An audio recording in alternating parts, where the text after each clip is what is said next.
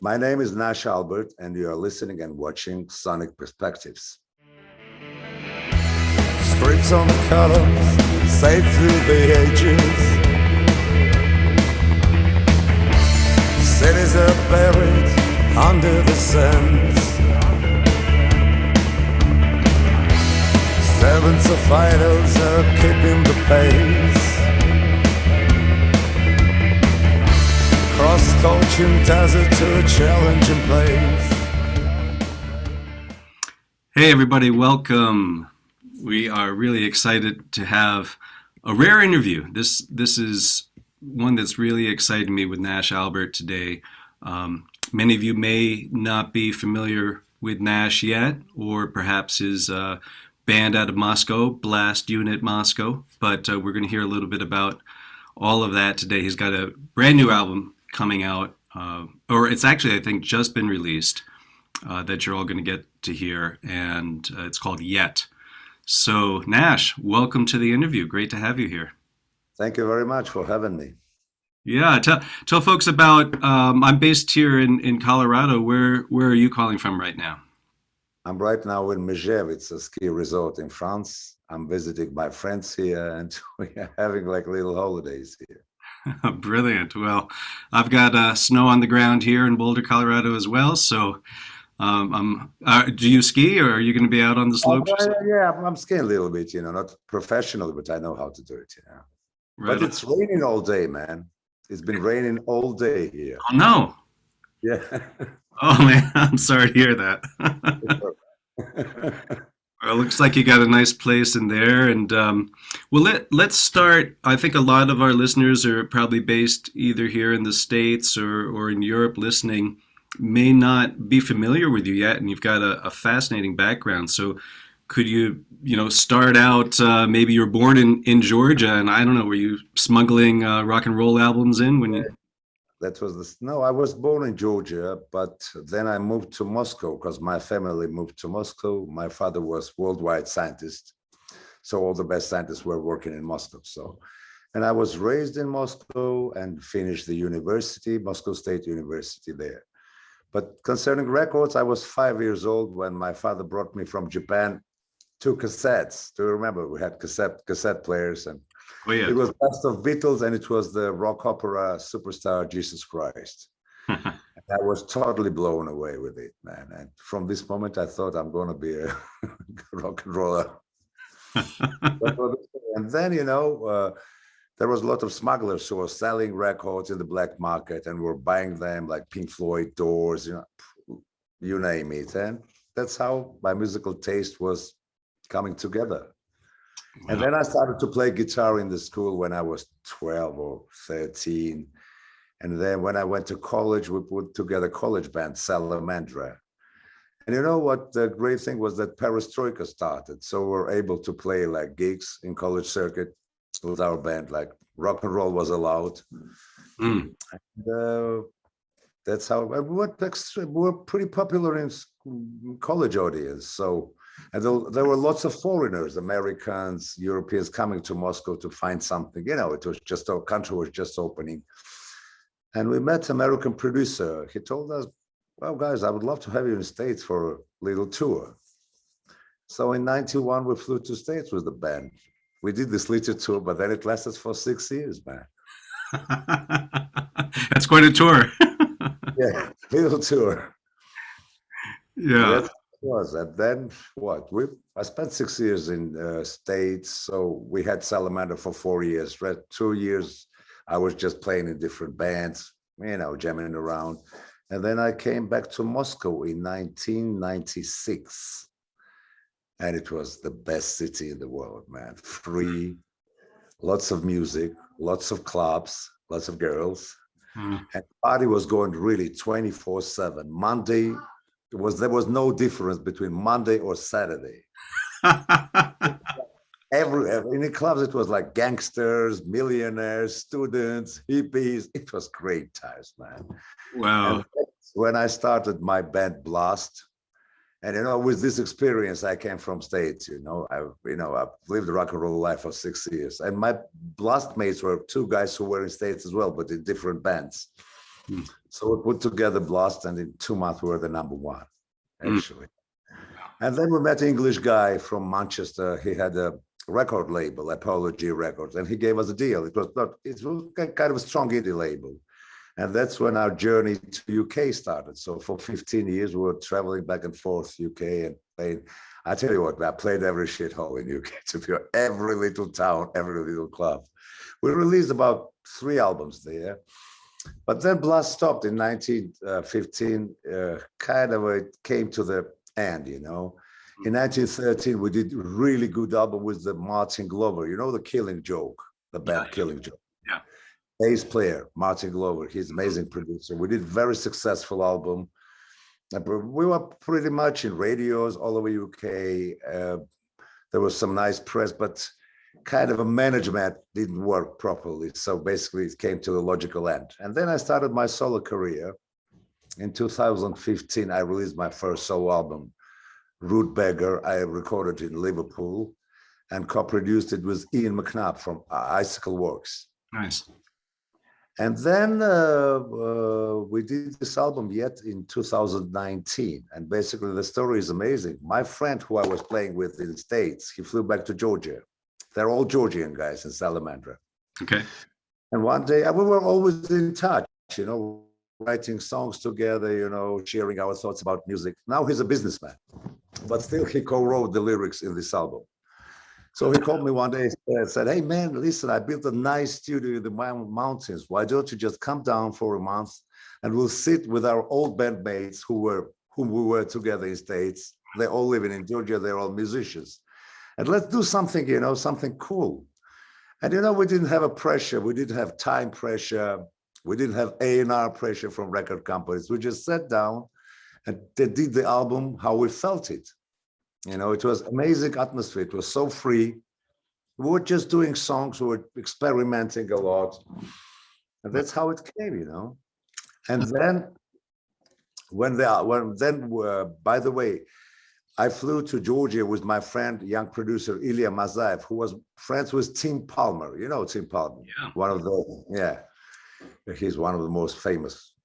I'm a producer and mixing engineers, and we were in touch with him. He loved the material, and we were he was in States and we were in Georgia. We were kind of exchanging thoughts, and then he mixed the album, and then Bob Ludwig mastered it. So it was finished in end of 2019, but then the pandemic happened. Yes. We were shut, and my friend here took the list of record labels, like in States, in Germany, and in UK. I just sent a nice letter, hey, we are this and that. We did the album, check it out. And one day we got a call from Germany, MIG Music record label, which is a pretty big indie record label. And then how it started, man. Wow. Well, that's quite a story. Boy, you've brought us up to the present. Yeah, but you know, the thing was that we were supposed to release in 2020, but because of pandemic and COVID, it has to be laid on a shelf for a year. But now it's there, man. Thanks God. Yeah, you got it all done right before then, and then, you know, it has to sit for 2 years before release. Yeah, almost a year and a half. Yeah, that must have been hard. I'm sorry about that. Imagine you're signed and you can't do nothing. So yeah. We had to wait, but now it's on and we're getting some great press in Europe, all over the Europe. I'll show you the classic rock magazine I bought in Germany. Yeah. They made a pretty good, a big article about me. Here we go. Oh, right on.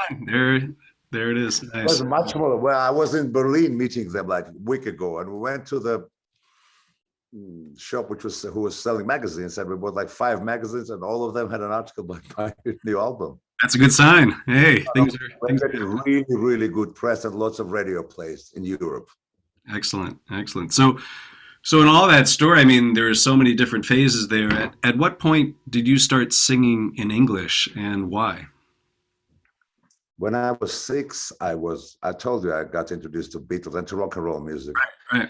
And you know, I was started in the English school. So I knew a little bit of English. And since my childhood, I was singing in English, like all these Beatles and Superstar and Doors and Rolling Stones, you know. Yeah. So was Was even Salamander, were you singing in English then? Of course, yeah, yeah. Oh, okay, great, yeah. So when you came back to Moscow in '96, I Yeah, mean, the city must have been totally different from when you left. yeah, of course, because I left, it still was Soviet Union. But Yeah, when we arrived to States, Soviet Union collapsed. incredible. We, we, we, we basically were citizens of the country which doesn't exist anymore. I know you must have had culture shock going back in there. I mean, but when I came back to Moscow, man, Moscow was the most amazing city in the world, I think, this period of time.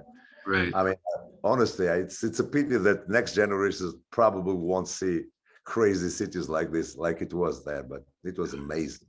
Uh, and and so was it pretty noteworthy that you had just come back from 6 years in the States, and here you've got this killer band Blast you've put together. You guys are rocking it in English. I mean, that you must have stood out.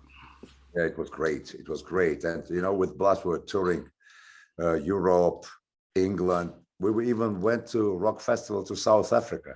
It's Yeah, called Opera Festival. It's one of the biggest. I think it's the biggest festival in South Africa. So, oh, it was great. We had great times, man. yeah, Honestly. yeah. That's was that the one where you were playing with Deep Purple? Yeah, it's a good story. If you'll have a time, I tell you. But basically, we supported a lot of bands. We supported in Moscow Noel Gallagher, Franz Ferdinand, Strokes. I mean, you name Blur.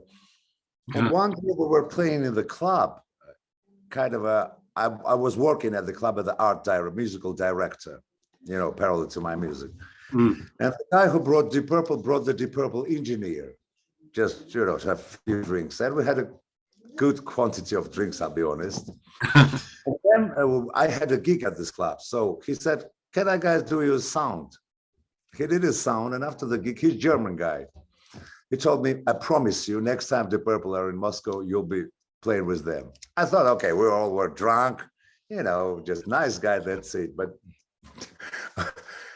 But half a year later, I saw the big posters, the Deep Purples are playing Olympic Stadium.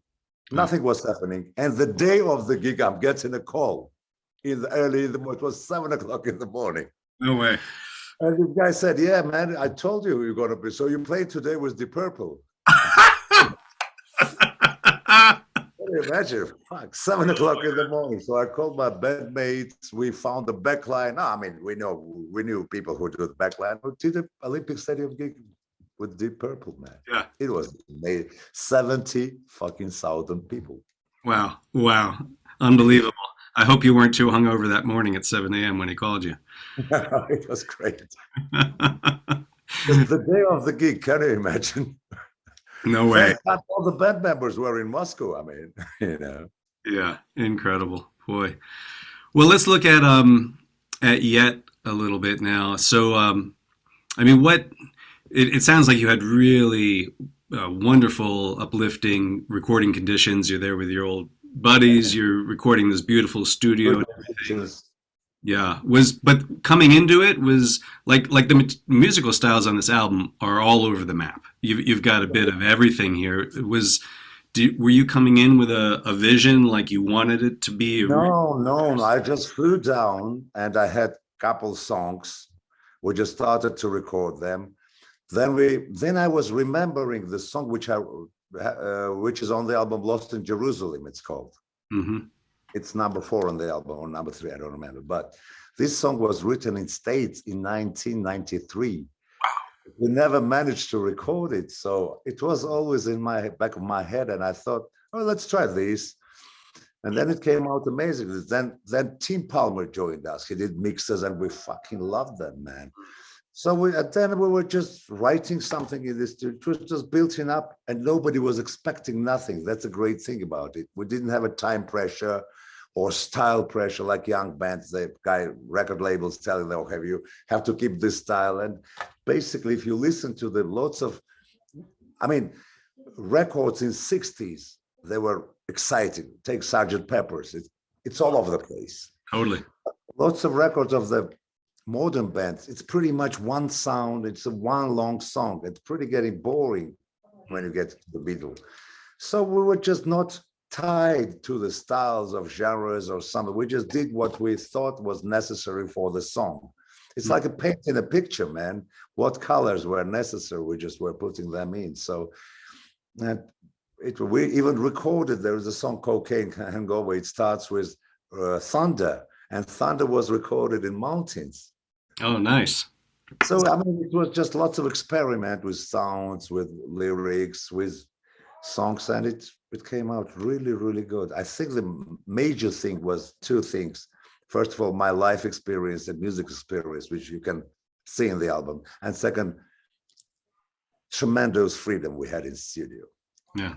Yeah, that's incredible. And I mean, you've got a lot of colors in your own vocal palette as well. I mean, you know, you listening to a song like Monkey Blues, I think I'm hearing Dylan.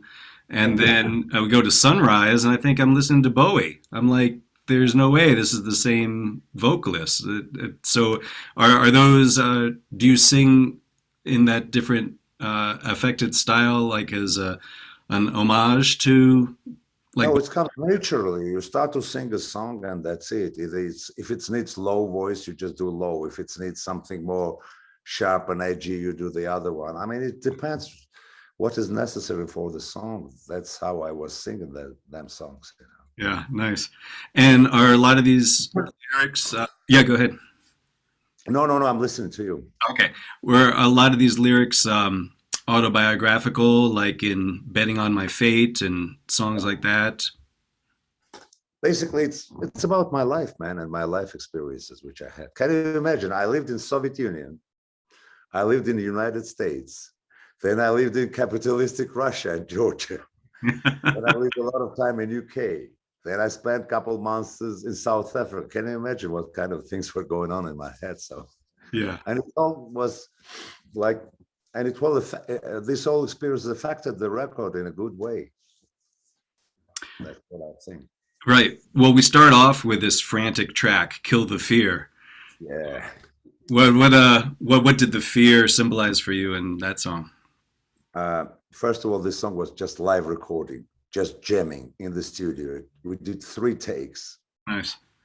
But the whole idea of the song was that, you know, to develop as a person, you know, in a good ways, of course, there are certain fears in the back of your mind that's stopping you, you know, doing some things that that you have to do, but you're afraid to do certain steps because you feel sometimes comfortable. You don't want to change the situation or surrounding. So, and you have to kill these fears, you know, just to develop, to move on, you know. That's the whole idea of the song. Yeah. Yeah. Seems like, yeah, your life's been a testament to that, huh? Yeah. All of us has those fears. Everybody has a fear. But if fear takes advantage on you, it's hard, man. Then you are. Yeah. Have you gotten to meet any of your own musical heroes from either the States or the UK or anything? I've met Stevie Wonder in States. We were rehearsing it was called in Atlanta. It was in Atlanta Crossroads Studios. It was quite late. And the next day was the final of American Football League. And Stevie Wonder was supposed to sing. And suddenly we're coming out for a smoke break from the studio and see the guy. He was just sitting alone there. And our drummer came to him and said, "Hey, man, you fucking look like Stevie Wonder." He goes, "I am."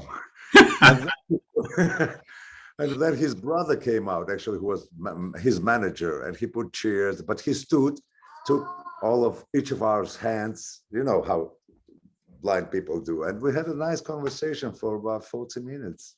Wow. He was asking how things are going in Soviet Union, what it was look like. And that amazing guy. I've met, basically, I did a show. It was club was called Masquerade in Atlanta. It was 92 or maybe, I don't remember, but we were on the same bill with the Green Day. They were just starting. Oh, wow.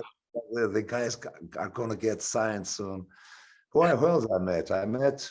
We met REM. They were rehearsing in Atlanta in the same studios, Crossroads Studios, just for very nice and polite guys. We had a just chat. And then I played with lots of famous bands like Noel Gallagher. I told you, Franz Ferdinand, Blair, Strokes, you name it. That's Deep Purple. It's pretty ironic you're spending all this time in Atlanta, Georgia, in the States, coming from Georgia yourself, right? It happened occasionally. It was not in purpose. Yeah. We just had a friend who lived in Atlanta and we stayed with him. Because when we flew to States, we didn't have an idea where are we going, man. We knew we were Soviet kids and we knew things about States from the magazines. Right. Wow, luxury, lots of lights, guitars, rock and roll. But life was tough in States, but I learned a lot, man. Yeah. We didn't have a clue where we were going.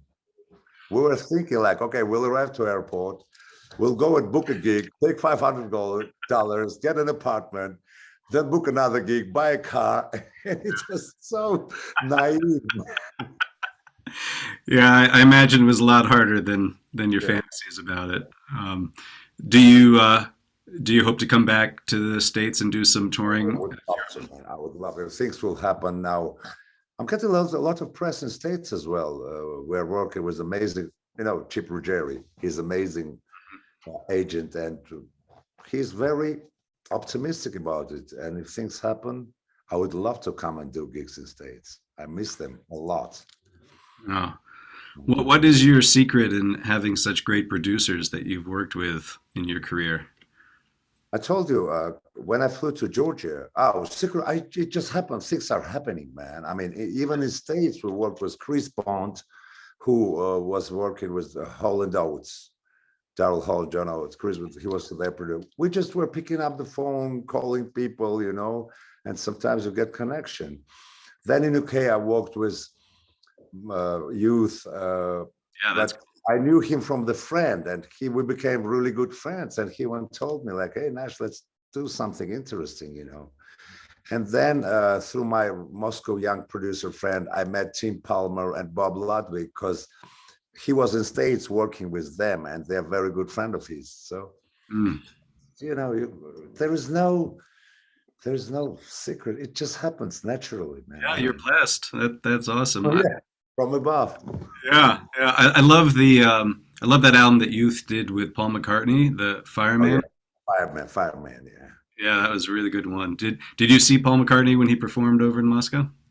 Yeah, it was a great thing. Yeah, because day before the gig, I was in club and I met English guys. So it was Paul McCartney's crew actually. Oh, nice. We had drinks and we had a great time. And next morning they're calling me, "Hey Nash, we got a surprise. Can you be at 1:00 at the hotel?" I went there and they told me, "Now we're going to see the sound check of Paul McCartney." And can you imagine, it was Red Square, just security, crew, and me. And McCartney was sound checking for 3 hours. He sang all the songs, which I love. It was an amazing experience, man. Oh man. Yeah, I saw a video of looked like you were playing some Beatles songs, maybe even just this last year. Yeah. Yeah, you I guys. love sometimes, Stones, Beatles, it's fun. Yeah. So you've during these, last year and a half, while you've been waiting for the album to be released, what have you been doing that time? Have you been writing material for a next album, or? Well, I'm going to start recording next album in the end of March. I'm still going to Georgia with my friends, and we're going to have a 1-month sessions. But meanwhile, I was gigging in Russia, in Moscow, because in Russia, we only had 3 months lockdown. That's it. But other than that, clubs were open, and I was doing a lot of shows, Yeah, and you've got your own club in Moscow too, right? Oh, own it. I just have a little percentage. Yeah, but it's your home court. Yeah, of course, man. It's of course, yeah. And probably on 11th of March, I'm going to be playing there, and we're going to do the live stream. I'll let Chip, I'll send him a link, and if things will happen, we'll do the live stream. Right on. Oh, fantastic. Yeah. Do you have a favorite song from Yet? Yeah. I Won't Look Back. Right. I love this song. Yeah. Is that what is it about those lyrics that really means something more to you? I'll tell you what, I was talking to my friend who built this. We co-wrote the lyrics with him, actually. And he was going through the terrible divorce. splitting money and the properties. And he was so down. And we're chatting a lot about things, what's happening. And that's how the song came in. So don't look back, just move ahead. Yeah. Don't let past destroy your future. Mm-hmm. Well, I really hope people check this album out because it's like we've been saying, it's got such great diversity on it. You've got the edginess of like Cocaine Hangover, and then you got then you just have the ukulele playing on Marabella. It's like all over. Yeah, Marbella was written in Spain. We were sitting on the beach, and I had this small ukulele guitar. Yeah. And I was just doing things, and it came out one piece straight away. Wow, right. And the Cocaine Hangover, you want to say anything? It's a great story about this song. It was 2010 actually, and we had a great gig in Moscow. Then we had an after party, and it's like 24 hours. And in the morning, we went to American Starlight Diner for a beer and breakfast. We were actually not only drinking, but you know what I mean. Mm-hmm. And something came out in my head. I told my guys, "Hey guys, let's go to the studio. I got an idea." So basically, I went and did a demo of this song. It just came out in 5 minutes with a whole piece of lyrics and music straight away. It was on the shelf actually for 9 years. And then when we were doing this album, I just recalled this song and we did it, tried, live, and it was coming out great. And we decided to put it on the album. Yeah. Love it. Oh, that's so cool. Wow. Yeah. Well, boy, I wish everyone would have such a great experience recording an album as you have. It just seems like it was magic just coming together. And the main thing it was because there was no boundaries. It was just free. We're free. Our heads were free. Our hearts were free. And there was no pressure, time pressure, or record label pressure. So I would advise any musician, especially young musicians, if you're doing the music, just trust your heart, trust your soul. Don't listen to anybody. Otherwise, you can listen always, get good advice, but follow your feelings. That's the main thing. Right on. Well, Nash, thank you so much for talking to us. Very inspiring. Thank you, Chris, very much for having me. And I hope one day we'll meet in States or maybe in Moscow if you decide to come.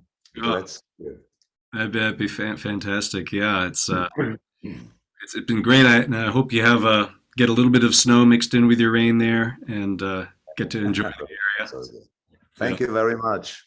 All the best with this album. Everybody listening, go check out Yet. It's a fantastic record. You're really going to enjoy it. Digitally, it's on iTunes now, so you can download and listen. Listen to it. Put it up in the musician's pocket. Thank you, Nash. Thank you so much. Thank you very much. Have a great day. All the best. You too. Be well. Cheers. Cheers. Peace. Autumn rain never stops, tearing pain of wandering souls, day and night, in the park of lonely strangers.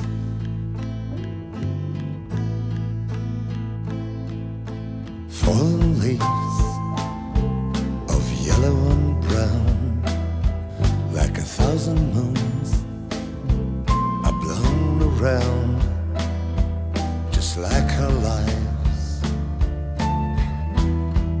in a park of lonely strangers.